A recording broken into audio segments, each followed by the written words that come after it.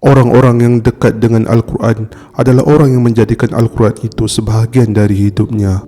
Ada di kalangan mereka yang dekat dengan cara membacanya setiap hari, ada yang mendengarnya setiap hari, yang menghafal serta mengulang bacaan mereka setiap hari dan juga mengamalkannya. Secara mudahnya mereka ini adalah golongan yang menjadikan Al-Quran itu adalah jiwa mereka dan tidak boleh sehari meninggalkan Al-Quran kerana perasaan cinta mereka kepada kalam Allah ini. Subhanallah.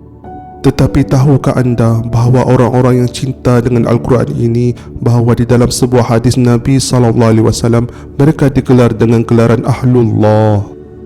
Daripada Anas bin Malik radhiyallahu anhu katanya, Rasulullah sallallahu alaihi wasallam bersabda, sesungguhnya bagi Allah terdapat ahlinya di kalangan manusia. Mereka bertanya, hai Rasulullah, siapakah mereka?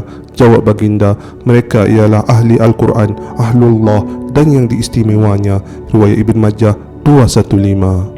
Jelas di dalam hadis ini bahawa Ahlullah itu adalah ahli Quran. Golongan ini sangat istimewa di sisi Allah Subhanahu wa taala kerana mereka menjadikan Al-Quran sebagai cahaya dalam kehidupan mereka. Begitulah juga dengan Allahyarhamah Nurli Syahira Azman, salah seorang pelajar UPSI yang terkorban dalam tragedi di Greek baru-baru ini. Beliau adalah seorang penghafaz Al-Quran dan menulis Al-Quran bagi menguatkan hafazannya. InsyaAllah, Allahyarhamah adalah seorang Ahlullah.